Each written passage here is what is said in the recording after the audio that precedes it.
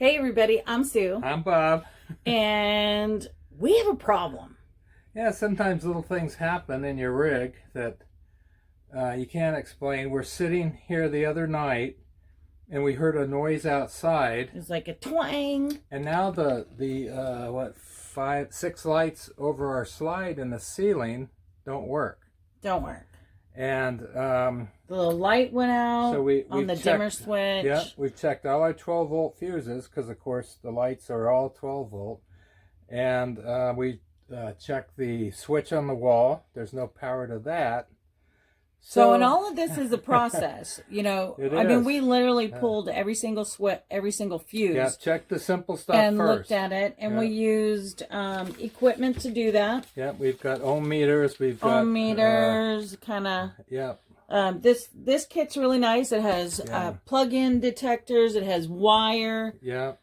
This is to check your outlets, and then there's also a wire detector. Another device you just run along a wire, and it'll tell you if there's power flowing through it. You don't have to puncture the wire or anything. Yeah. It's pretty nice. I don't know where I got it. Most likely Harbor Freight, but it's a nice. Everybody goes to Harbor Freight. Nice little outfit, but we think we found the problem. Yes. Let's take you out there and show you what it is. But first, let me show you the switch and the lights. I'll do that with still photos, and then we'll attack her. Yeah. Okay. And this stupid dimmer wall switch, you pull the cover off, and it looks like a transistor radio. Yeah, it's high tech. There's all kinds of stuff soldered together. It's not a panel with resistors, capacitors. It's not just a couple of wires. Oh yeah, it's got everything in it, and it's just a little tiny 1 by 2.5 inch dimmer switch for the wall. So.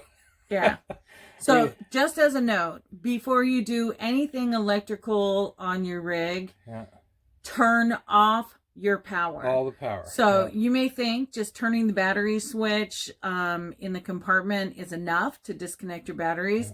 But if you are plugged into shore power, turn off the breakers. Yeah, turn off everything. So it's kind of a double step. Make sure all battery connections out and all electrical connections out. That's right. Okay. We're not electricians, but we play them on YouTube. We play them on YouTube. Okay. So I'm going to pause and then we're going to go outside. Yeah. All right.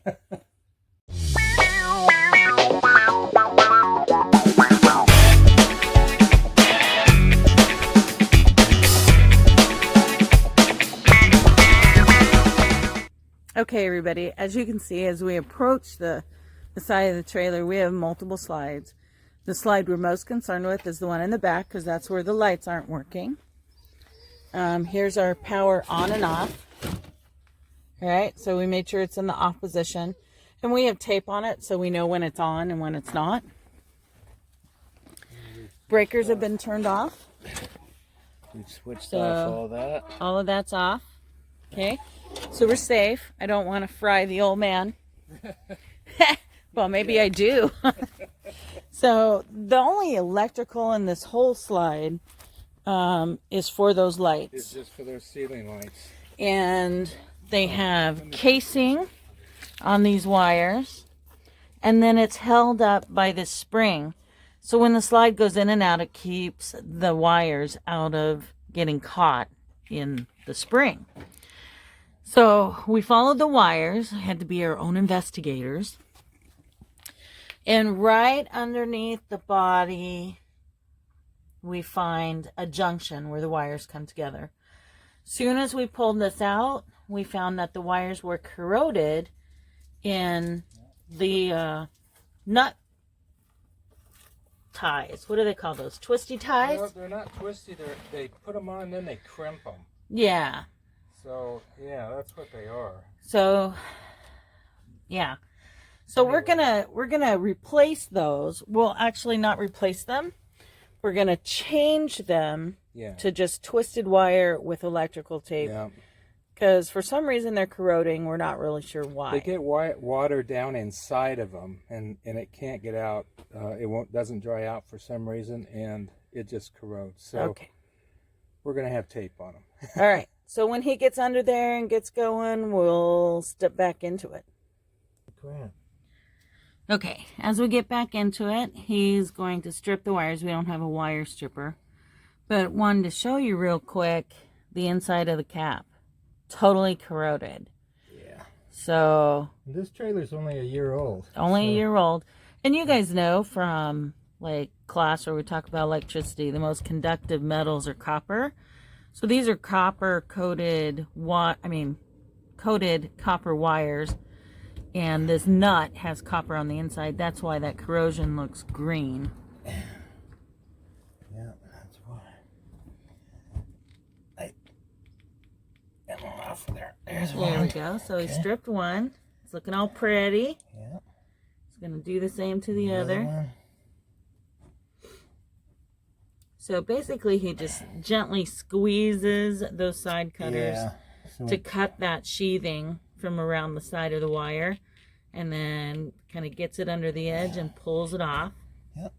There we go. We're going to connect the two wires together. There we go. Twist them so they're good and secure.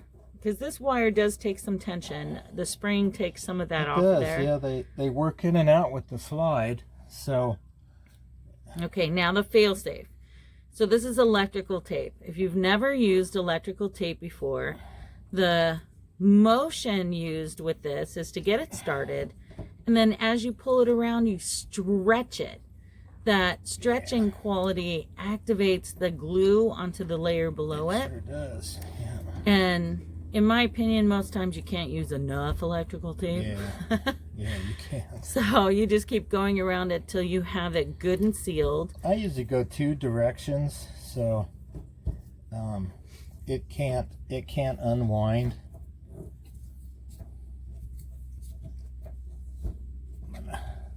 And then he's going to pull it, Take that and that off. stretches that end and makes it extra sticky. Now I'm going to go this direction and just one layer over the top of that. That'll keep that connection good and dry also. Yeah, nice and dry.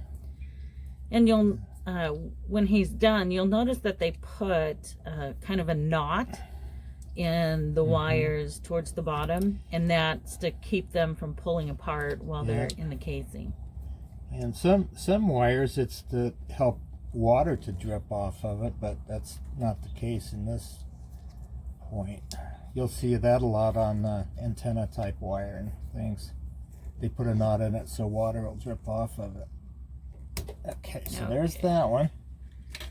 And this one here. And we're going to go ahead and do the other one. This one is, So I'm just going to pause while he does that. Go. so I'm finishing up taping this. I've got both wires put together and taped. And let me say, if you don't think you're capable of tracking this down, then by all means get somebody that is, mobile RV guys, or take it into a shop or something, because they can look at their schematics and pretty much guess. But we kind of knew which wire it was because there's only one wire that goes to the lights in this slide. There's nothing else in the whole rig that's affected by this particular wire. So So it was easy to find. hopefully we're gonna turn on the power now and go in and see if we got lights, and hopefully Before we button it up. before we button it up. Yep. Okay. All right. Flames. Okay, moment of truth. I don't see any flames. Coming around the corner.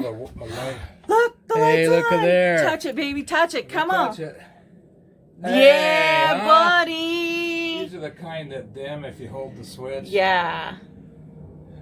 So I didn't realize how much we use these lights, but we use these lights them every a night, lot. That was our problem. All right, so now we can button it all up. Yeah. I'm going to give you guys a couple of still shots of what that underneath looks like, and know that we'll be replacing any silicone that we cut away or removed. That's right. Yeah. That helps keep the underbelly sealed. Yeah. All right.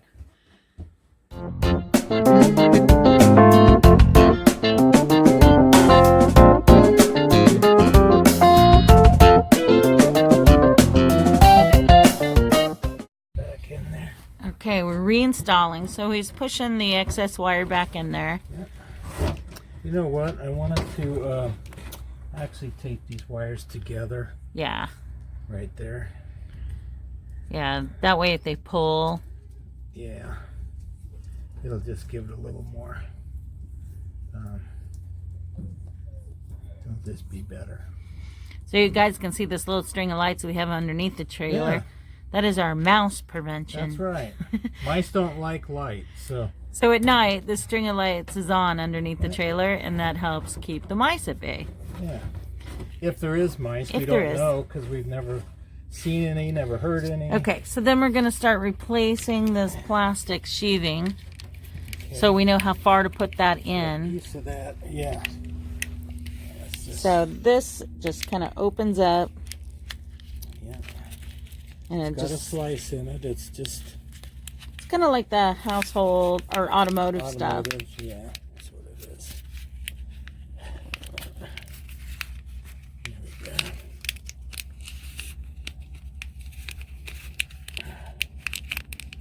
Seems like just such the most simple things can really affect you. And the one thing we didn't want to do was, we're not much for taking our rig into a shop because, you know, Well, we live in it. like all of you know, they want to keep it for 6 weeks minimum.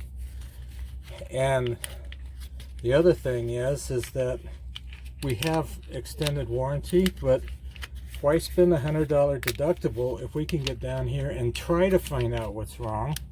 And if we can't, then we'll call somebody out. Yeah, we've called service before. Yeah, we've had service before. And, especially on jobs we can't do. the mobile guys, in my opinion, are the best ones to call over a shop even, because they do have a vested interest in your job. In other words, they don't get paid until they get you on the road. And we've had hydraulic pumps replaced, and other rigs we've had water heaters replaced, we've had awning motors replaced, all by mobile service. So those guys are worth their weight, and usually they'll get to you within a day or two, and Yeah, which is really nice. yeah, they'll get you back on the road. We even had a hydraulic put on when we were camping down on the beach in Mississippi one time. And the guy They came right to us. Yeah, came right out there and said, "Well, it's your hydraulic pump, and I've got one on the truck. If you want Lucky it." you. Yeah. He put it on there, but there is a way to open and close your slides if that pump goes out. You can do it manually. So what we're going to do is we're going to replace the silicone that we had to cut. So just enough to create keep water from when we're driving, getting up that's in it, there and yeah. stuff. And we didn't take pictures of it when we took it apart. We normally do, because things always look different once you have it in pieces laying on the floor. But there's evidence of where this needs to go back in. So the outer sheathing was clean. So we shoved it back in to where we got to the clean spot. Yeah, we sure did. And then you can see on the cord here where it's crimped.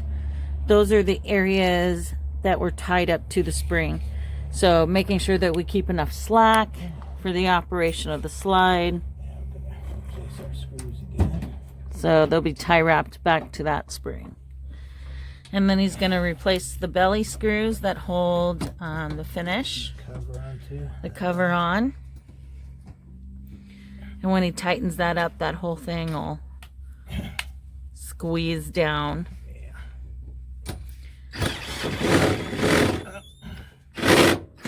Come on.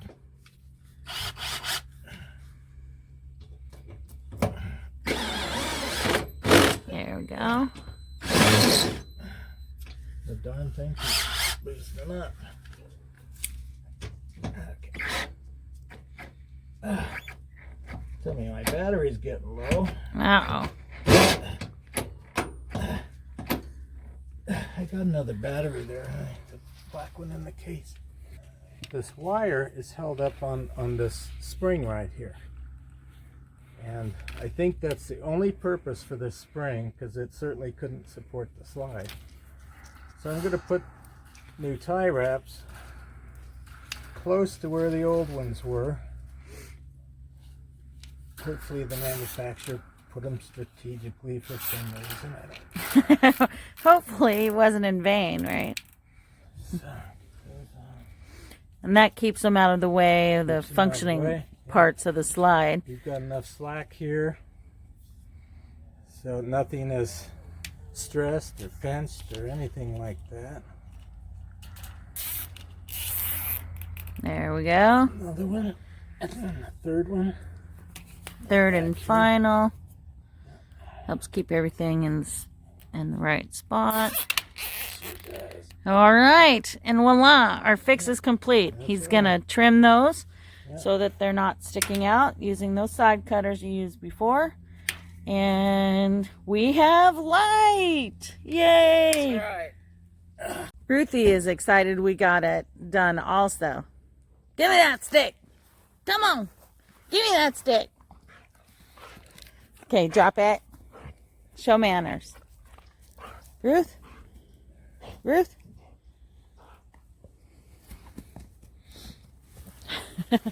Can't let her. Ah, she comes back for the stick. Crazy dog. Okay, everybody. We finished it.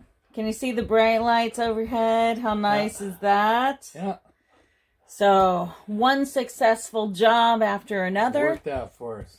Worked out for us. And so, anybody who tells you that full-timing in an RV is easy hasn't just climbed underneath it to replace the wire. That's right. Yeah. So, if you're flexible, no problem. Yeah, it was worth a half hour, 45 minutes of our time to take a look at that and fix it, Or at least try. or at least try, You know, and yeah. if you can't do it, then you just call somebody else to do it and Yeah, all that. that's it. So, what time is it? Well, the dog thinks it's time to eat, so probably cocktail time. Cocktail time! Oh my gosh, I've been waiting for cocktail time all day. All right. So, just remember, we love you and we love RVing. If you like the video, ding the bell. Oh, ring! Oh yeah, ring the bell. Ring, ring the Tomato, bell. tomato. You know. Okay. We're not going to do that again. And we ate at the Hunan. We did. Never ate at the Hunan. Long story Yeah, short, it's a long we story. love you guys. Thanks for watching. Bye.